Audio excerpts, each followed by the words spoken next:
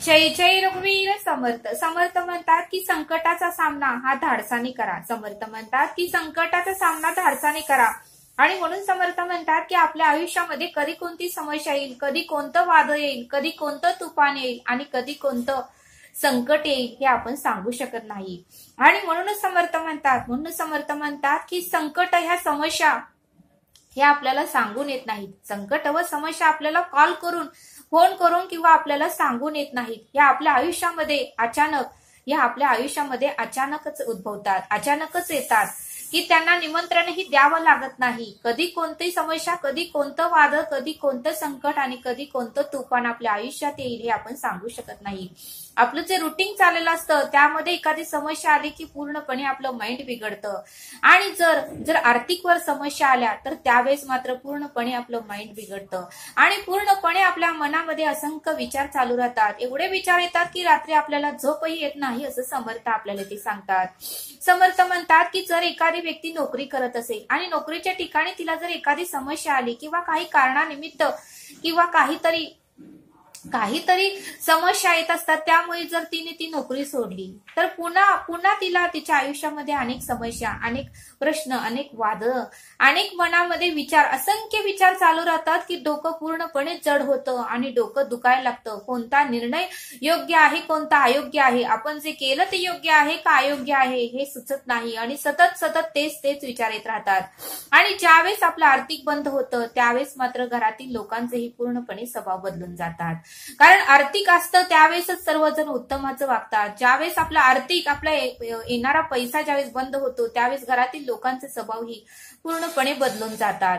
म्हणजे जेव्हा आपण कमवत असतो त्यावेळेस आपल्याला किंमत असते, त्यावेळेस आजूबाजूचे किंवा मित्र मैत्रिणी आणि घरातलेही उत्तमाचं वागतात. पण ज्यावेळेस आपलं आर्थिकच बंद होतं त्यावेळेस घरातील लोकांचे स्वभावही बदलून जातात. बघा म्हणले समर्थ, अनुभव घ्या. अशा अनेक प्रसंग, अनेक समस्या आपल्या जीवनामध्ये येतात की त्या प्रसंगांना काय करावं, कसं करावं हे आपल्याला सुचत नाही. एवढं आपण विचार करतो की ते विचाराने आपलं डोकं पूर्णपणे दुखायला लागतं असं समर्थ आपल्याला ते सांगतात. आणि म्हणून समर्थ म्हणतात की त्यावेळेस मात्र संकट आले म्हणून घाबरून पळू नका.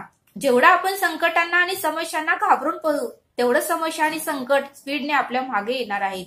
जेवढं संकटांना आणि समस्यांना आपण घाबरून पडू तेवढं स्पीडने ती संकट व समस्या आपल्या मागे पळत येतात असं समर्थ आपल्याला ते सांगतात.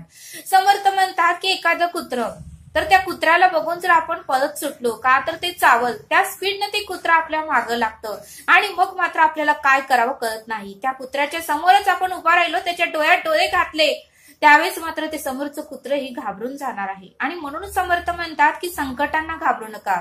जेवढा आपण संकटांना घाबरून पळू तेवढं संकट आपल्या पाठीमागे येणार आहे. आणि मग मात्र एक संकटांना सामोरे गेलं की दुसरी समस्या उद्भवणार आहे, दुसरं समस्या उद्भवणार आहे की तिसरी समस्या उद्भवते. असं करत मग समस्या आपल्या आयुष्यात येतात. आणि म्हणून समर्थ म्हणतात की संकटाने आणि समस्यांना घाबरून पळून जाऊ नका. त्या समस्यांचा आणि संकटांचा धाडसाने त्या संकटांना सामोरे जावा असं समर्थ आपल्याला ते सांगतात. आणि म्हणून समर्थ म्हणतात की त्या संकटांना सांगा की तुमच्यामध्ये ही किती ताकद आहे. तुम्ही त्या संकटांना पार करून तुमच्या आयुष्यातही यश येणार आहे, आनंद येणार आहे. ह्या संकटांना तुम्ही सांगा असं समर्थ आपल्याला ते सांगतात. आणि ते समजावून सांगण्यासाठी समर्थ आपल्याला एक छोटासा बोध सांगतात. समर्थ म्हणतात की जंगलामध्ये म्हशीचे असे भरपूर म्हशीचा ग्रुप असा फिरत होता. त्यामध्ये एका म्हशीला असं पिल्लू गोंडस झालं होतं. त्यावेळेस त्या म्हशीच्या पिल्लूने म्हशीला विचारलं, अगं आई, या जंगलामध्ये आपल्याला कोणापासून धोका तर नाही ना, आपल्याला कोणापासून संकट तर येणार नाही ना, ते मला सांग. या जंगलामध्ये मी बिनधास्त फिरू शकतो का? या जंगलामध्ये मी इकडं तिकडं वावरू शकतो का? त्यावेळेस त्या म्हशीच्या पिल्लूच्या आईने सांगितलं की या जंगलामध्ये तुला वाघ आणि सिंहाला घाबरावं लागेल, कारण ते कधी आपल्याकडे येईल आणि आपल्याशी युद्ध करतील आणि कधी आपल्याला मारून टाकतील हे आपण सांगू शकत नाही. त्यावेळेस त्या पिल्लाने विचारलं की ठीक आहे आई, काय घाबरायचंय? ज्यावेळेस ते आपल्या मागे येईल त्यावेळेस मी खूप जोरात पळणार आणि त्यांना मी सापडणारच नाही. त्यावेळेस त्या म्हशीच्या पिल्लाच्या आईने सांगितलं, नाही, असं करून उपयोगाचं नाही. तू जर परत त्यांना घाबरून तर तू पळायला लागला तर त्या स्पीडनं ते तुझ्या मागे येतील आणि तुझ्या कमरेवर त्यांचे पाय ठेवतील आणि तुझ्या मानेला चावा घेतील आणि तुला खाली टाकतील आणि तुझा प्राण नक्कीच घेतील.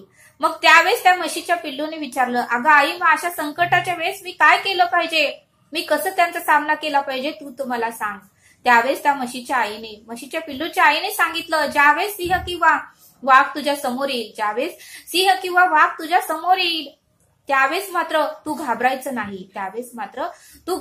नाही, त्यांच्या डोळ्यात डोळे घालायचे. ज्यावेळेस ते तुझ्यावर सामना करतील त्यावेळेस तुझ्या या दोन्ही सिंगाने त्यांच्या पोटामध्ये ते शिंग घुपसायचे, त्यांना जखमी करायचं, कमजोर करायचं, त्यांना खाली पाडायचं आणि बघ म्हणले मग तुझा विजय होईल. त्यावेळेस त्या पिल्लाने विचारलं, तरीही मी त्यांचा सामना नाही करू शकलो, तरीही त्यांनी मला पाडवलं आणि त्यांनी जर मला परत जखमी केलं आणि त्यांनी जर मला मारलं तर काय करायचं. त्यावेळेस म्हशीच्या पिल्लूच्या आईने सांगितलं, तू घाबरायचं नाही, आपला कळप या जंगलामध्ये असतोच, आपण सगळेजण ग्रुपनेच इकडे तिकडे वावरतो, आपण पाणी पितो, एकत्र चारा खातो, एकत्र फिरतो. त्यावेळेस ज्यावेळेस तुझ्यावर संकट येईल त्यावेळेस तू तर सामना करायचंच, पण ज्यावेळेस तुला ते संकट पेलवत नाही असं आम्हाला ज्यावेळेस वाटेल त्यावेळेस आम्ही सगळेजण ग्रुपने येऊन तुझी मदत करू आणि त्याचा सामना आपण सगळेजण मिळून करू.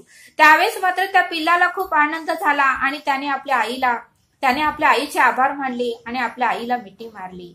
बघा म्हणले समर्थ, या बोधातून आपल्याला हे शिकायला मिळतं की जसं त्या म्हशीच्या पिल्लूच्या आईने जसं त्या पिल्लाला समजावून सांगितलं तसं आपल्या आयुष्यातही अनेक वादळे, तुफाने, संकटे ही कॉल करून किंवा निमंत्रण देऊन येत नाहीत. ते अचानक आपल्या आयुष्यामध्ये धाड घालतात, अचानक येतात. त्यावेळेस आपल्याला सुचत नाही की काय करावं. सुरळीत चाललेलं आयुष्य पूर्णपणे विस्कटून जातं, पूर्णपणे विचाराने आणि मनाने सैरभैर होऊन जातं आणि मग मात्र आपल्याला काहीही सुचत नाही. अशी संकट, तुफानं प्रत्येकाच्या आयुष्यामध्ये येतच असतात. त्यावेळेस संकटांना आणि तुफानांना घाबरून पळू नका. जेवढा आपण त्यांचा सामना करू तेवढं ते कमी होणार आहेत. जर आपण त्यांच्या समस्यांचा सामना नाही केला, परत सुटलो आणि त्याचा विचार करायचं सोडून दिलं तर ते आपल्याला परत आपल्या पाठीमागे येणार आहेत आणि एक समस्या झाली की दुसरी उद्भवणार आहे, दुसरी झाली की तिसरी, असं करत करत समस्या येणार आहेत. त्यावेळेस मग समर्थ म्हणतात की घाबरून पळून जाऊ नका, त्या संकटाच्या समस्याचा सामना करा आणि कसं त्यातून सुटता येईल, कसं त्यातून मार्ग काढता येईल, शांत बसा म्हणजे मार्ग आपोआपच निघतो असं समर्थ आपल्याला ते सांगतात. समर्थ म्हणतात की ज्यावेळेस एक बादलीमध्ये गढूळ पाणी असतं त्यावेळेस मात्र ते पाणी आपल्याला पिऊ वाटत नाही आणि पाण्याकडे बघू सुद्धा वाटत नाही. तसं ज्यावेळेस आपण 1 तास ती बादली शांत ठेवू, त्याच्यामध्ये काहीही बुडवायचं नाही. बघा म्हणले समर्थ, पूर्णपणे तो चिखल असतो, जी माती असते ती खाली जाऊन बसते आणि निर्मळ काचेसारखं पाणी वर येतं. तसंच आपलं आयुष्यही आहे. आपण जर सतत विचार करत राहिलो, सतत टेन्शन घेत राहिलो, सतत समस्यांचाच विचार करत राहिलो तर आपल्या मनामध्ये विचारांचा गोंधळ निर्माण होईल आणि कोणता आपण निर्णय घ्यावा, कोणता मार्ग योग्य आहे, कोणता मार्ग अयोग्य आहे, आपण या सिच्युएशन मध्ये काय केलं पाहिजे, काय करू नये, आपण जो निर्णय घेतला तो योग्य आहे का, अयोग्य आहे का, पुढे जाऊन आपल्याला फायदा होईल का, तोटा होईल का, असं असंख्य विचार आपल्या मनामध्ये येतात. त्यावेळेस मात्र आपण शांत बसायचं आणि आपले ज्यावेळेस विचार शांत होतील त्यावेळेस मात्र आपोआपच मार्ग निघतो, आपोआपच त्यातून आपल्याला निर्णय घेता येतो असं समर्थांनी आपल्याला ते सांगितलं. म्हणून समर्थ म्हणतात की आयुष्य आहे म्हटल्यावर संकट येणारच आहे, सुखदुःख येणारच आहे, हे कोणालाही चुकलेलं नाही. कारण जगी सर्व सुखी असा कोण आहे असं समर्थ रामदास स्वामींनी श्लोक पूर्वीच लिहून ठेवलेला आहे. मग ही संकट तुफानं आपल्याच आयुष्यात नसतात, सगळ्यांच्या आयुष्यामध्ये असतात. मग प्राणी असू द्या, पक्षी असू द्या, वनस्पती असू द्या, जीवजंतू असू द्या, मुंग्या असू द्या, कोणी असू द्या, सगळ्यांच्या आयुष्यामध्ये काही ना काहीतरी चढ उतारा येतच राहतो. त्यावेळेस मात्र शांत बसून आपल्याला निर्णय घेता आलं पाहिजे असं समर्थांनी आपल्याला इथे सांगितलं.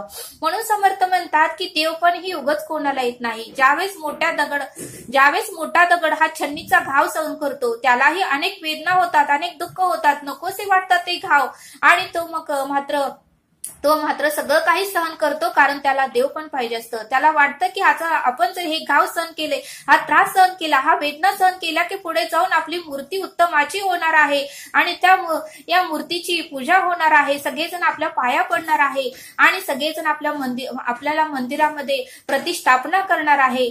सगळेजण आपल्यावर अभिषेक करणार आहे. या सुंदर विचाराने ते सगळे काही आपले घाव सहन करते आणि उत्तम अशी दगडाची मूर्ती तयार होते. तसं समर्थ म्हणतात की आपल्या आयुष्यातही असंख्य संकट समस्या येतात, त्याचा घाव आपण सहन करायचा का, तर आपल्यालाही पुढे जाऊन उत्तमाचे दिवस येणार आहेत, चांगले दिवस येणार आहेत, आपल्यालाही सुख समाधान आणि शांती प्राप्त होणार आहे. असं त्या दगडाच्या मूर्तीसारखा आपणही विचार केला तर आपल्या आयुष्यातही सकारात्मक ऊर्जा येणारच आहे, सकारात्मक सर्व काही घडणारच आहे आणि दैवी शक्ती आपल्या आयुष्यामध्ये चांगलं काही घडवून आणणारच आहे, असं समर्थांनी आपल्याला या बोधातून समजावून सांगितलं. म्हणून समर्थ म्हणतात की संकट आली, वादळ आली, तुफान आले म्हणून घाबरून जाऊ नका. त्या संकटाचा, वादळाचा, तुफानाचा शांत बसून सामना करा आणि बघा म्हणते समर्थ, मार्ग हा निघत असतो, निर्णय हा होतच असतो. मार्ग नाही असे एकही गोष्ट या जगामध्ये नाही, अशक्य हे शक्य करतात स्वामी, असं समर्थांनी आपल्याला ते सांगितलं. म्हणून समर्थ म्हणतात की प्रत्येक गोष्टीवर काही ना काहीतरी मार्ग निघतच असतो,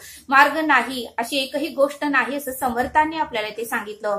म्हणून समर्थ म्हणतात की संकटाचा सामना हा धाडसाने करा, कधीही घाबरून जाऊन निराश होऊ नका, कमजोर बनू नका, कारण कमजोर बनलं तर ते संकट आपल्यावर भारी पडणार आहे, असं समर्थांनी आपल्याला इथे सांगितलं.